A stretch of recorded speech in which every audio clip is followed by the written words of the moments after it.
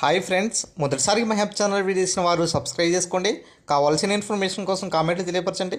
అదేవిధంగా వీడియో నచ్చినట్లయితే లైక్ చేయండి అండ్ షేర్ చేయండి సార్.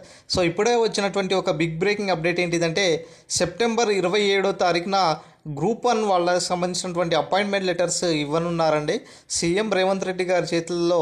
సో ఇక్కడ ఇవ్వనున్నారు. ఎల్లుండే మనకు అపాయింట్మెంట్ లెటర్స్ ఇస్తున్నారు.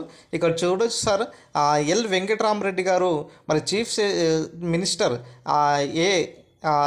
Anumula Revanth Reddy will hand over appointment letters to 563 newly recruitmented TGPSC group 1 service candidates. It's ఇక్కడ శిల్పకళ వేదికగా సెప్టెంబర్ 27వ తారీఖున సాటర్డే రోజు ఫస్ట్ గ్రూప్ 1 రిక్రూట్మెంట్ సంబంధించినటువంటి ఈ యొక్క లెటర్స్ అయితే ఇవ్వాలనేసి ఇక్కడ భావించడం జరుగుతుంది సార్ తెలంగాణ ప్రభుత్వము.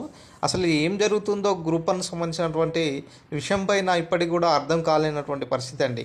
సో ఒకటే నైట్లోనే దీనికి సంబంధించినటువంటి రిజల్ట్, మరి 2 రోజుల గ్యాప్లోనే దీనికి సంబంధించినటువంటి అపాయింట్మెంట్ లెటర్స్, మరి కోర్టు కేసు ఉండగానే మరి ఇంత హడావుడి ఎందుకు?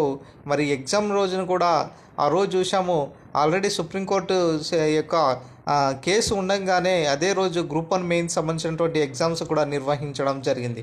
సో ఇక్కడ చూడొచ్చు సార్, ప్రధానంగా గ్రూప్ 1 సెలెక్ట్ అయ్యేటువంటి క్యాండిడేట్స్లో ఇక్కడ చూడండి, హాల్ టికెట్ నెంబర్ చూడండి సార్. ఇక్కడ 24090108 నుంచి ఇక్కడ ఈ 88 ఉన్నది, 89 ఉన్నది, ఒకటే డిఫరెంట్. ఇక్కడ ఇక 19 ఉన్నది, లాస్ట్కు 20 ఉన్నది, 21 ఉన్నది, 22 ఉన్నది, 50 అండ్ 51 ఇట్లా ఒక్కటే నెంబర్తో తేడాతో సెలెక్ట్ అయినటువంటి క్యాండిడేట్స్ నెంబర్లు కనుక చూసుకున్నట్లయితే ఆశ్చర్యకరంగా ఉన్నది అండి.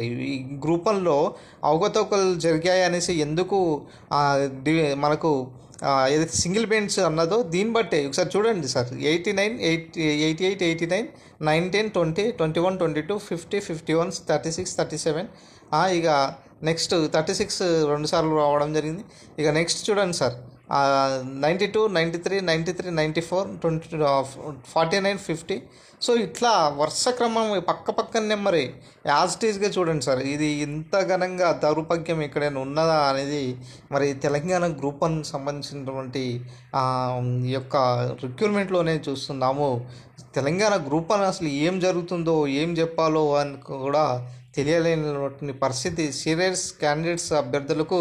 ఇటు జీవో నెంబర్ 29 చూడండి సార్, జీవో నెంబర్ 29 వల్ల దాదాపుగా ఏం జరిగిందంటే 250 పోస్టులు ఓపెన్ పోస్టుల్లో 172 పోస్టులు మొత్తం కూడా ఓసీ ఈడబ్ల్యూఎస్ వాళ్ళే ఉన్నారు. ఓసీ ఈడబ్ల్యూఎస్ క్యాండిడేట్సే ఉన్నారు.